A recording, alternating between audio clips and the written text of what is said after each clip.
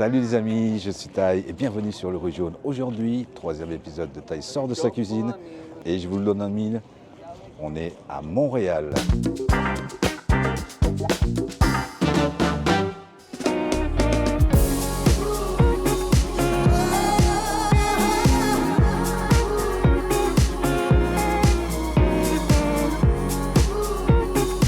Bon, comme vous pouvez le voir, il pleut, le temps n'est pas avec nous. On va aller vite dans le quartier chinois. Et puis avec un temps comme ça, rien ne vaut un bon petit feu. Et comme vous nous l'avez conseillé sur Instagram, on va aller vite se mettre à l'abri chez Fobong.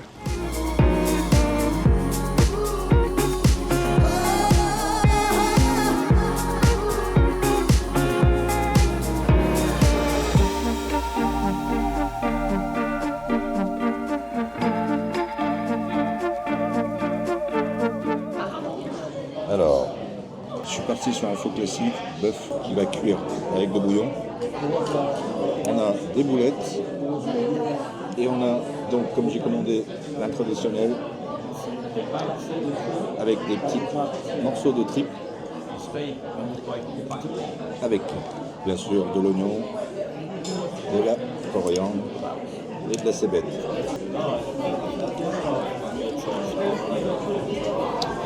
Vachement parfumé.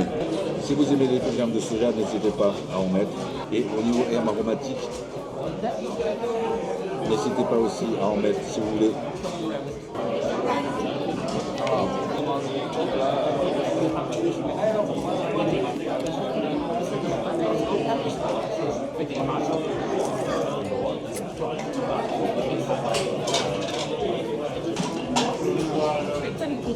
La soupe était super bonne, je mettrai un 7 pour ce bol de pho. Et on va voir si on va se trouver une petite pâtisserie comme d'hab pour terminer, ou je sais pas. Je verrai, je vous emmène avec moi et puis allons gaiement sous la pluie.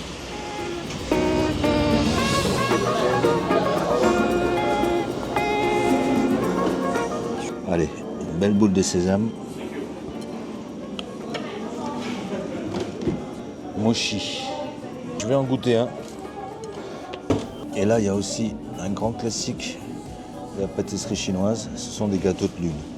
Première pâtisserie, boule de sésame, que je connais avec la pâte de soja. Et là, c'est la pâte anko, donc à base de haricots azuki. Et ce que j'aime bien faire, c'est d'écraser. Et on a une pâtisserie complètement rap-le-pas.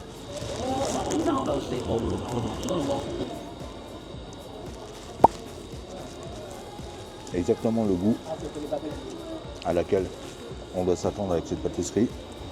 Sucré, pas trop. Bien croustillant. Et la pâte, plutôt la farce, bien sucrée. Deuxième pâtisserie que tout le monde connaît, les fameux mochi. Je vais juste enlever la petite pellicule blanche qui est de la fécule. Wow. Là aussi, j'aime bien écraser ce type de pâtisserie.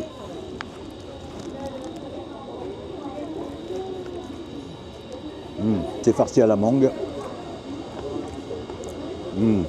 Super bon. La pâte à mochi est super savoureuse. Elle cogne pas trop aux dents. Elle est un petit peu croquante. J'en ai déjà fait, mais pas aussi bon que ça. Franchement, très bon. Et on va terminer avec le fameux gâteau de lune qui se consomme plutôt pendant les fêtes de la mi-automne, dont la farce est à base de pâte de graines de lotus. Par ailleurs, si cela vous intéresse, il y a la recette sur ma chaîne YouTube.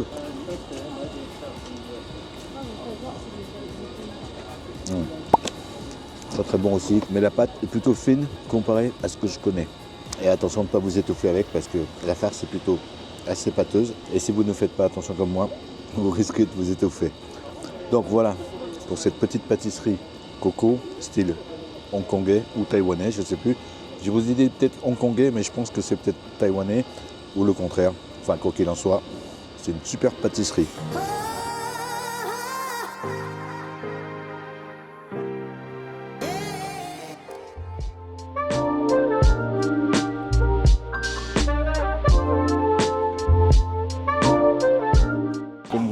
Conseillé sur Insta, ce soir on teste Sami Dumpling Soup, ou Soup Dumpling pardon.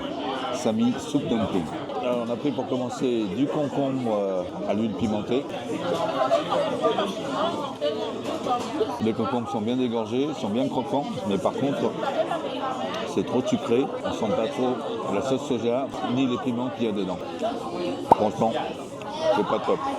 Alors voici le fameux xiaolongbao. Ce sont ces fameux raviolis avec un bouillon à l'intérieur. Et on va juste passer pour voir s'il y a le bouillon. Et il y a le fameux bouillon. Et attention, c'est super chaud.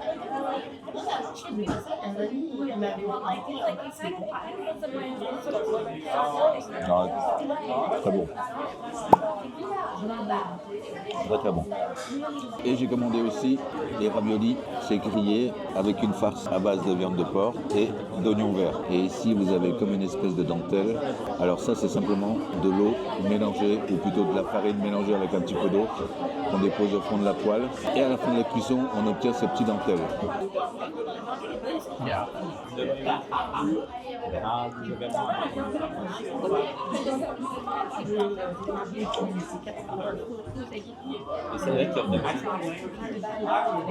Très bon aussi.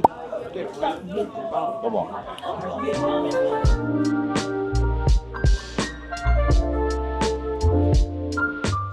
Bon, il pleut toujours. Et c'est l'heure de rentrer, ou alors de chanter sous la pluie. I'm singing in the rain. Je vous emmène tout de suite voir un supermarché, le TNT, un grand supermarché asiatique qui se trouve à Montréal.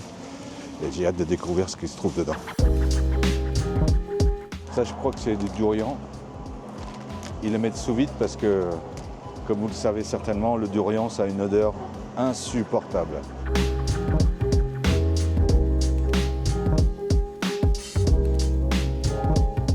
Bon, nous, ce qui nous intéresse, c'est de manger, bien sûr. En arrivant, j'ai vu plein de personnes attablées avec plein de choses à manger. Un peu plus loin, il y a un grand kiosque et je crois qu'ils proposent beaucoup de choses. Une petite barquette, on va déjà se prendre un petit riz blanc.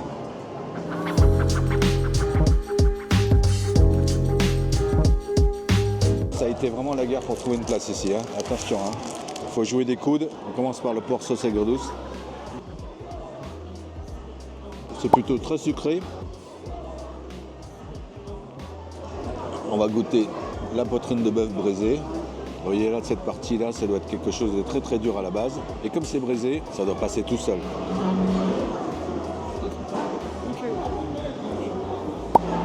J'aime bien celui-là, j'adore, ça a un bon goût, plutôt salé, légèrement sucré et ça passe tout seul. Et c'est très très bon.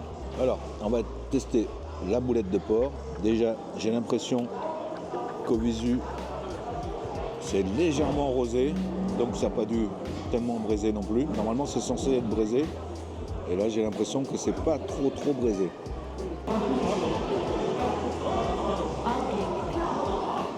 Perso, j'aime pas du tout au niveau goût. C'est bizarre la viande. En tout cas, j'ai pas aimé la boulette de porc. On va goûter les travers de porc, la sauce aigre douce.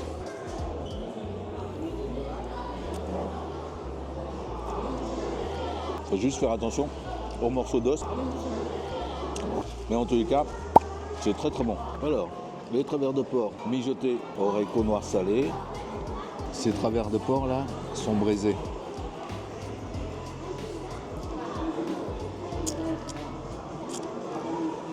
Donc quand on le met dans la bouche, ça fond tout seul.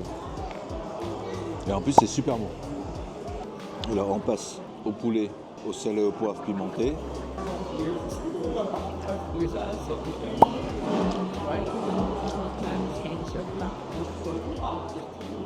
C'est bon. On ne sent pas trop le côté pimenté, mais c'est bon. Et on va essayer des côtelettes de porc au sel et au poivre.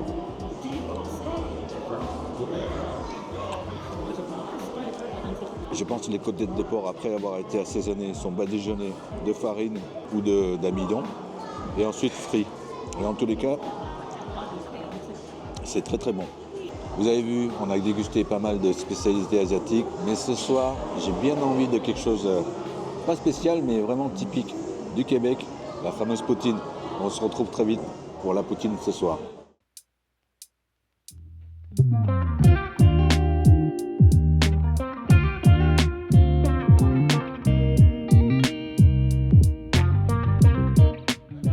Ok les amis, direction le restaurant Poutineville pour la fameuse poutine si célèbre.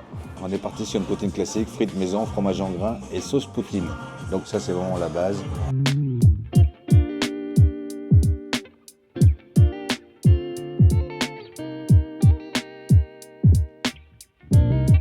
C'est très bon. Mais les morceaux de fromage en bouche, c'est un peu bizarre parce que quand je mâche, ça couine un petit peu à l'intérieur, on dirait. Mais c'est très bon, hein. Mais c'est la sensation que j'ai du fromage en bouche. Pour la deuxième poutine, on a pris une poutine, toujours pareil, la base, frites maison, fromage en grains, bien entendu la sauce poutine, le bacon et du poulet effiloché. Et aussi, j'allais oublier, des dés de tomates.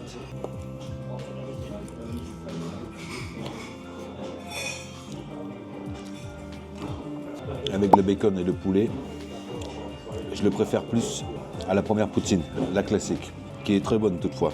Mais c'est vrai qu'avec le poulet et le bacon en plus, c'est vraiment tip top. Elle était très bonne.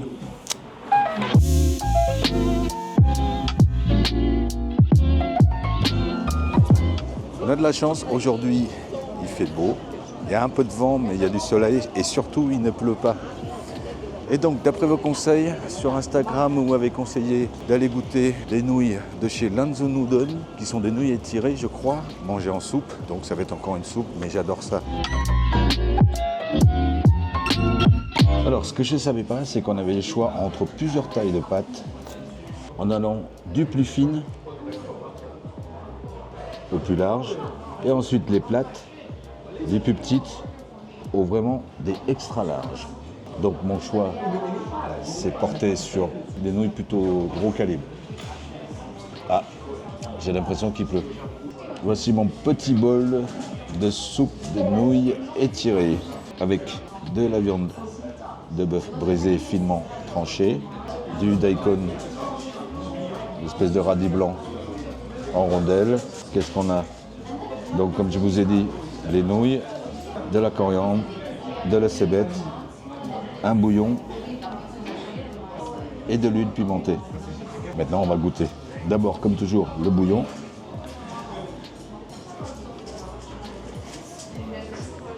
Le bouillon est très bon. On sent bien le piment.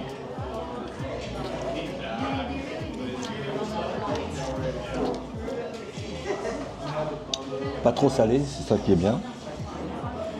On va goûter les nouilles.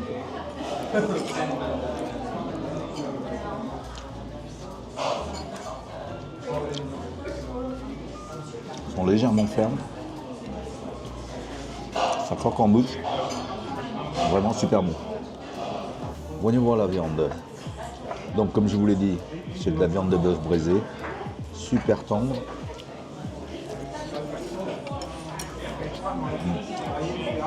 Le bœuf bien tendre. Ce qui est bien, c'est que c'est finement coupé et ça passe tout seul.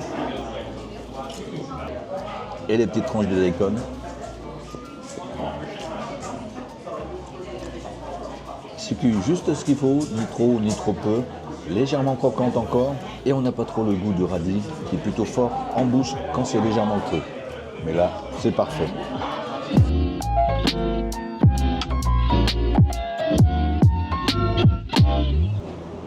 Ok les amis, j'ai superbement bien mangé, et merci encore pour vos suggestions. On a trouvé un petit restaurant là-haut, un petit peu à l'extérieur du downtown, enfin du centre-ville, et qui se trouve vers la pointe Saint-Charles. Et on va prendre le métro, direction Charlevoix. On y va. Et d'ailleurs, il pleut toujours.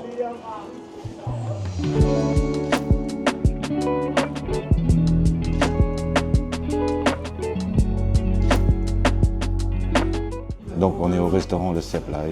Cep Lai, si vous savez pas ce que ça veut dire très bon. Cep, ça veut dire bon. Lai, ça veut dire beaucoup. Bon, beaucoup, très bon. Donc ici, on a la salade de papaye complète, donc avec des haricots, tomates, cacahuètes. On a aussi de la carotte.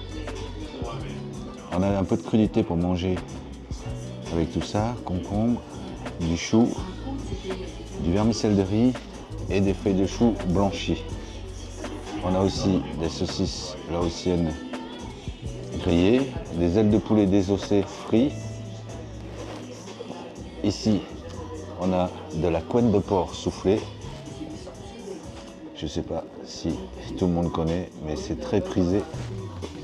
Et ici, ce qu'on appelle le som mou, c'est du porc saumuré, nem chua en vietnamien. On a le krapoun avec un bouillon qui est fait à base de curry et lait de coco, citronnelle, galanga et feuilles de kombava, avec des crudités, des nouilles de riz. On a pris du porc séché et frit. Là ici, ce qu'on appelle tier maclen, c'est des tomates grillées, échalotes grillées, ail grillé. Ensuite, au mortier avec du piment grillé aussi. Sauce poisson, un peu de padère normalement. On va juste commencer par la salade de papaye.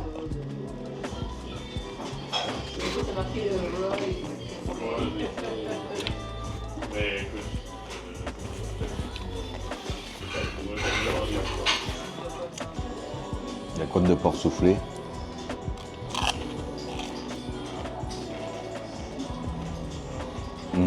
Très très bien soufflé. On peut le manger comme ça avec la couenne.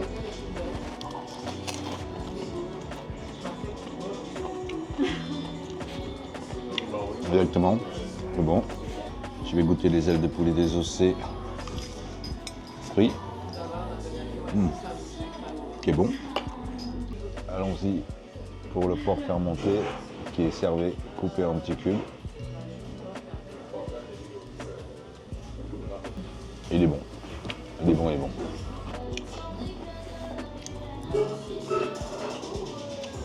Mais on dirait qu'il y a un petit peu de la saucisse chinoise là. Du porc séché et frit. Et mariné au Hennessy. C'est très bon pour le porc. Alors je vais mélanger avec une espèce de marmelade de tomates, oignons, ail, piment.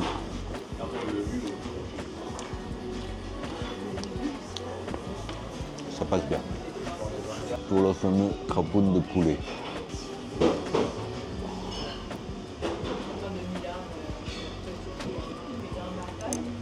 C'est bon. C'est très bon.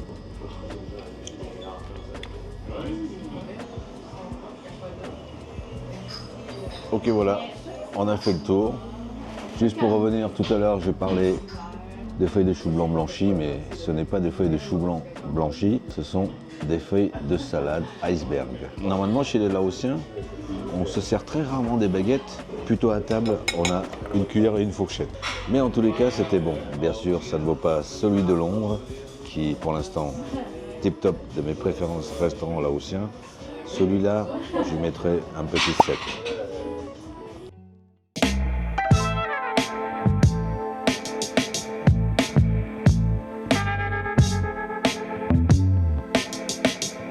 On est au niveau, non même pas au niveau, on est au Côte des Neiges, à Côte des Neiges. Et il me semblait qu'hier, à la maison de Banh Mi, on nous avait conseillé la sandwicherie Viet et que c'était vraiment top. On va voir.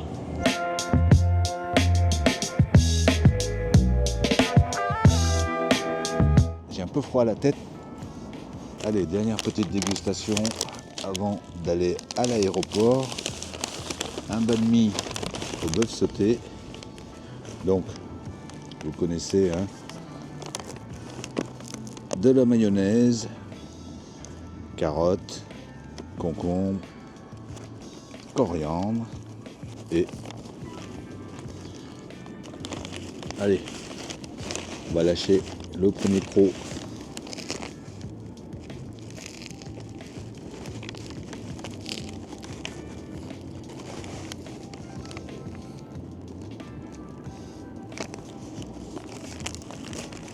Ça a quand même un petit peu moins de goût que celui qu'on a mangé hier à la maison du banh mi.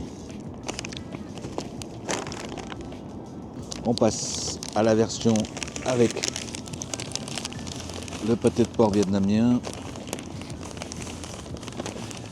Donc de la mayo, coriandre, carottes, concombre.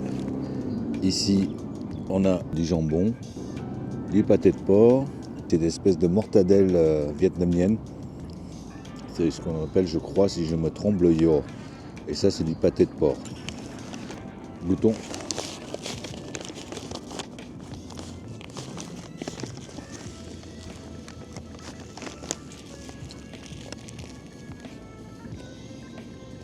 Perso, je n'en ai jamais goûté avec le pâté de porc, mais c'est très très bon.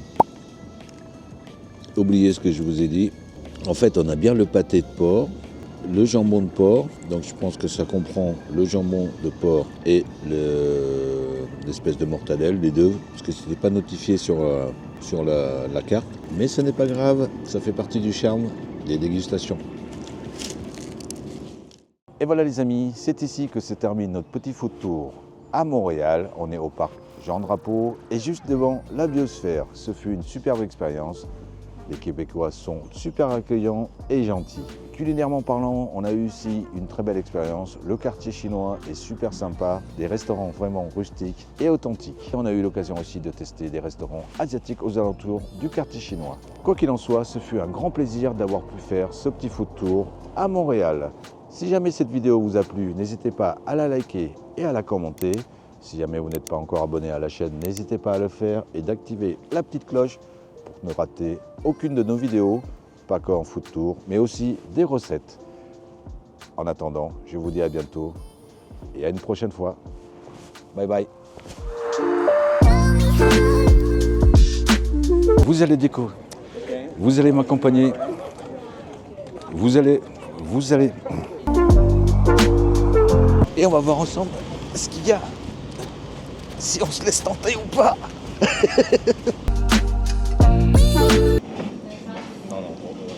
Non mais, ferme.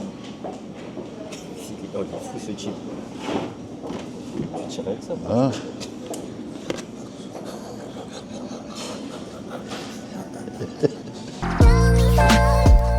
Vous pourrez choisir la quantité de piment. Vous pourrez choisir la quantité de... On est où là? Eh oh, attends. Ça filme. T'as pas un gel dans ton sac par hasard? Parce que là tu mets tes doigts, tu viens de toucher des trucs de fou. Gentil le dinosaure.